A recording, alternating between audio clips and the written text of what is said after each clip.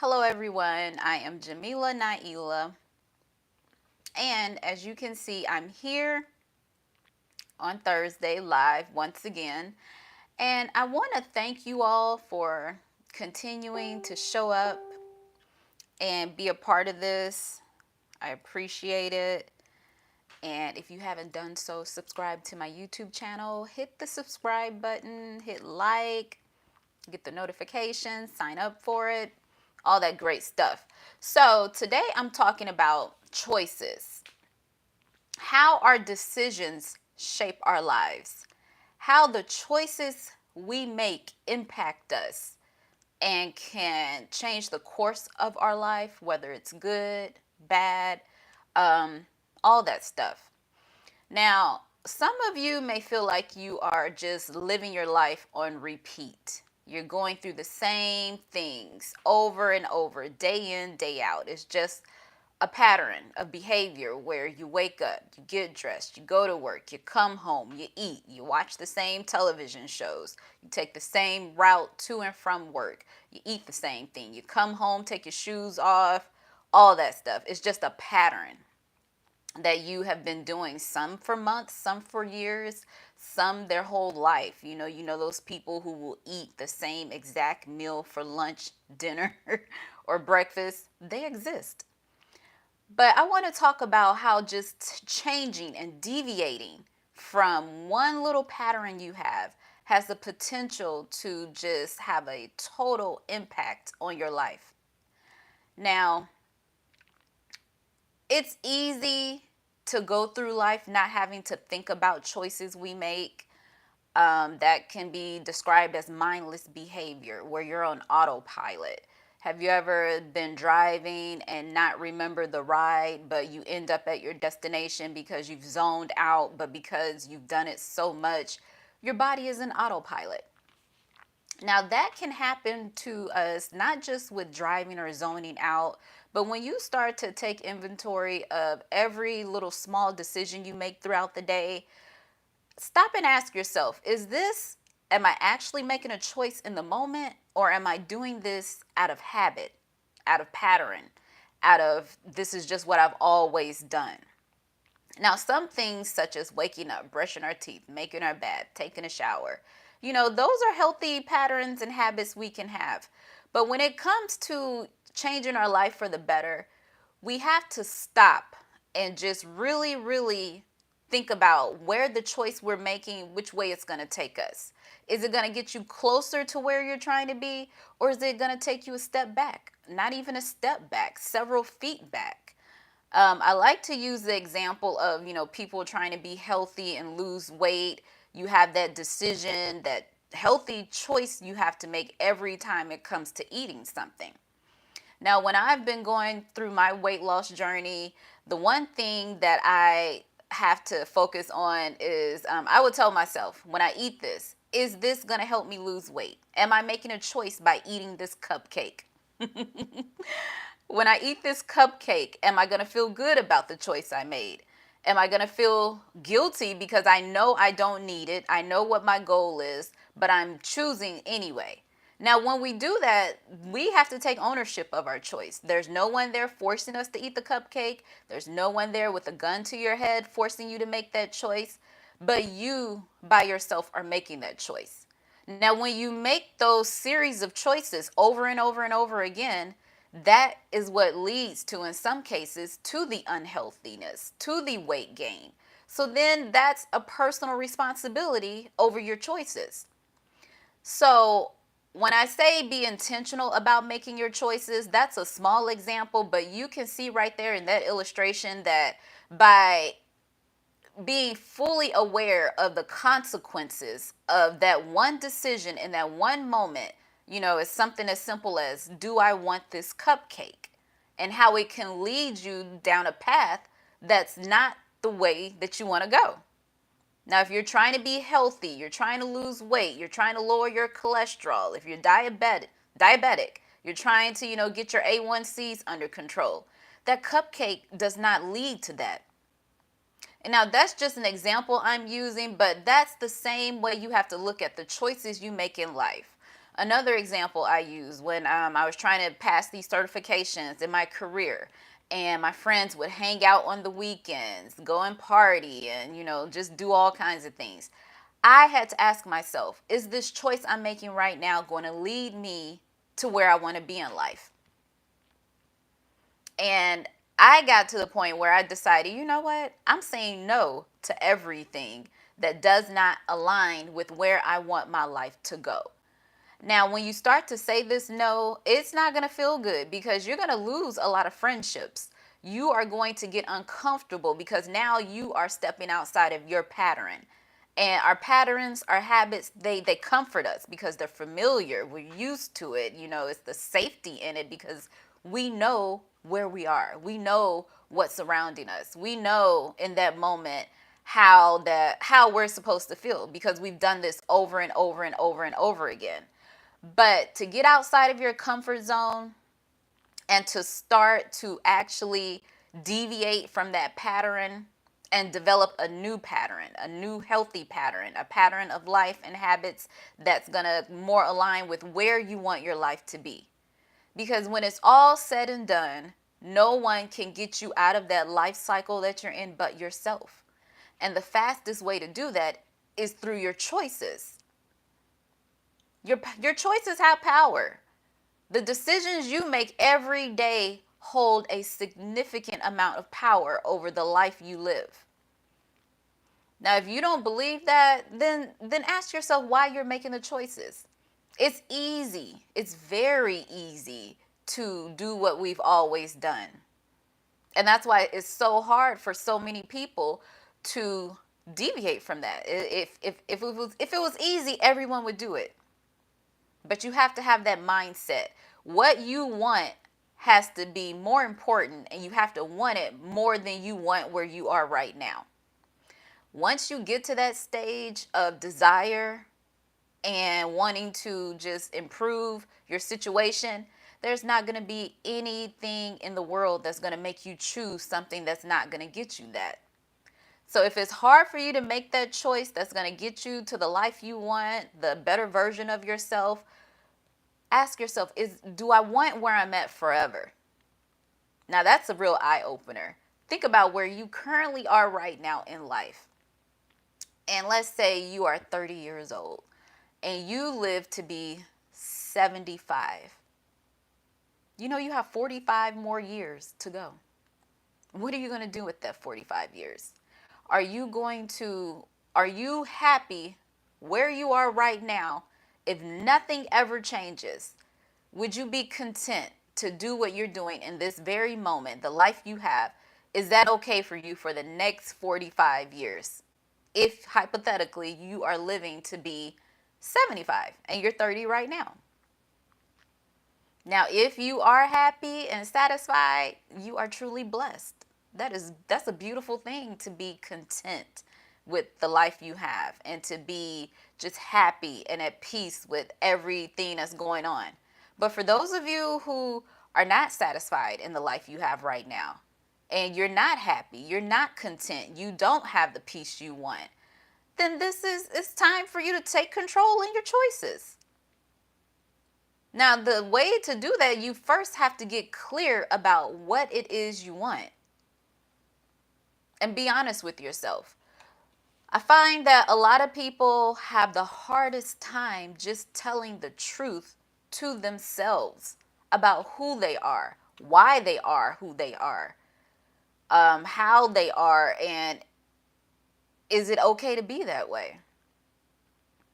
The only way you can implement any change in your life is to understand who you are. And to understand who you are means you understand what you need to change. You can't have one without the other. So until you get clear and honest about who you are, not who you show up in the world as, not who you present to others, who you are at the core. The person you haven't revealed to anyone 100% fully, completely. Know who that person is. And when you can identify who that person is and accept that person, flaws and all, then you know exactly the areas of work you need to touch in on. Now, once you've done that work of, because really what it is, it's self discovery, it's understanding who you are and how you became this person. What molded you and shaped you into the person you are to where you don't even feel comfortable acknowledging who you are. You don't want to be honest with yourself about who you are. But look back into, what has made you into this person. Now, once you have, made peace with that, you understand who you are, these are my flaws, these are my strengths. This is where I'm kind of weak, this is where I can grow. Then you can begin to implement change because now you have clear direction of where you want to go. Because you can't know where you are going until you understand what you're leaving. Now, another part of, changing your life and making new decisions and being better with your choices, it involves, now this is a tricky one. It involves, and I want you to hear me closely. Listen, pay attention to this part. Understanding who you are, it involves being able to let go. You got to let go of some things. You can't hold on to everything and take it with you for the next 45 years in this example. I don't know if any of you have seen that show Hoarders. I've seen it. It is fascinating to me to watch. But on that show, a lot of the people on there, they are unable to let go of physical things. And once they start to speak to a therapist and get to the root of it, it is a lot of emotional baggage attached to that stuff. So the physical the things they hold on, that's the manifestation of a lot of the things internally that they want to hold on to and they can't let go of. And it's strange to me because I don't really have that problem, but then again, the way my mama was, if it wasn't nailed down, she was throwing it away. If you want it, you better put it up somewhere. Otherwise, it's going in the trash. And now that I'm older, I find that if my space is cluttered, I don't feel good. I don't feel comfortable. It affects me and my mood. And so I try to just be, tidied up, not cluttered as much. But you can't hold on to everything forever. You can't. It's impossible. And the number one reason that is going to benefit you to let go of some things is because when you let go and remove things that are no longer needed but weighing you down, you open yourself up to receive better, to receive more. One thing I know about God, if I don't know anything else, if He takes something away from me, He's replacing it with something better. He's shown me that time and time and time and time again. It's to the point now where when God takes it away, I'm like, you know what, God, I know you're making room for something great. I'm ready for the upgrade. I know this is an area and a time for me to grow. And so I want to be free. I want to be open and available for every blessing God has for me. I don't want to block my own blessings by holding on to something that I don't need, that God wants me to let go of because He has something better. So whether it's, not just physical things, but thoughts and ideas and emotions and feelings, even thoughts and ideas of yourself when you are holding on to words that have hurt you, past hurt. But a lot of us, especially, if you were bullied in high school, you have these memories of how people treated you and some of the harmful things they said to you. Some of us hold on to that. We hear that, oh, you're stupid, you're ugly, you're fat, nobody likes you. Children can be so cruel. But those words, they last. And you start to internalize it, and then you start to believe it about yourself. You need to let that go and replace it with more positive self-talk. Build yourself up. Speak to yourself the way you speak to someone you love. So if you love yourself, speak to yourself like you love yourself. Now, some of you may think this is weird and strange, but it works. I do this all the time. I will look in the mirror every day And I tell myself, girl, you are beautiful. I'm saying, because if I don't love myself, I don't think I'm beautiful, who else will? And it doesn't even matter who else will if they don't. I have to be okay with me. I know God made me the way He intended to. I know I'm perfect in God's eyesight. So there's no one walking this green earth who can tell me otherwise. Now, beauty is in the eye of the beholder. So not everyone beholds my beauty, but I do. My mirror is not lying to me when it tells me I'm beautiful. And I believe it. Even now, I used to couldn't take compliments. Oh, they're just saying that to be nice. But you tell me I look good. Yeah, you're right. Thank you. You're pretty too. But all of that goes with, just learning to love yourself, learning to be okay with you and accepting yourself. So you have to have self love. Now, once you have decided to love yourself, you accept yourself, you know who you are, you know exactly what you want to do, where you're trying to go in life. Now's the hard part. We got to put all that together and implement it. Now, the thing about, not living intentionally is it doesn't take much thought. When you're living in your patterns, your habits, you don't have to put any thought into that because it's just a part, it's ingrained in you. You don't even have to think about it. But when it's time to start making better choices, you actually have to think about your choices. You really have to start thinking about what you're choosing and why you're choosing it. And just pause for a second, pause and start thinking about, why am I making this choice? Why? This is something else I've noticed, especially with social media. It's really brought it out to me because I noticed this before when I was younger. And then in college, I took this psychology class and it talked about herd mentality. And I wanted to be a behavior psychologist. That was because I wanted to understand why people do the things they do. And outside, and if you all want to get some insight into the human behavior and the patterns and all that stuff, take a psychology course because it will blow your mind. The things that we see that are normalized, and because so many people are doing it, it's okay. That all comes with herd mentality, where you can get enough people to do something that it becomes okay with everyone. No one asks any questions. And I saw, I don't know if it was on Vice TV or something, but it was this exercise they did where they had people come into a room and people just started sitting down and standing up every time they heard a bell. And the new people would come in not knowing what was going on, but because they saw other people doing it, they just started standing up and sitting down just because. Didn't know why they were doing it, just following what someone else was doing.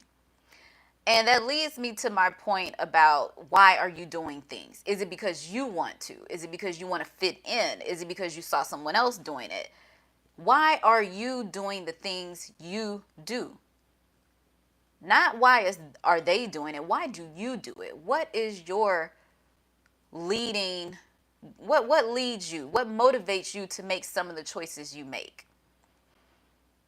Because we hear all day, oh, I'm a boss, I'm this, I'm that. If you're following around and doing what someone else is doing, you're not a boss. You're not a leader. You're a follower. And that goes with, oh, I have the followers we have on social media. All that's by design. It's intentional. It's just not happenstance it's psychology behind all of that. But get clear on who you are, why you make your decisions, make your own decisions, and decide if you want to be a leader or a follower.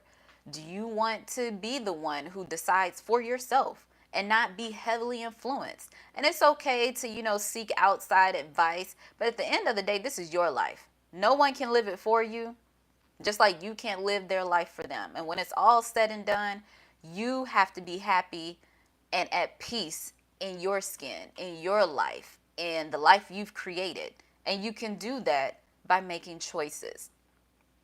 And then on the other side of that, when I talked about making these choices and why we make the choices, are you making choices to please someone?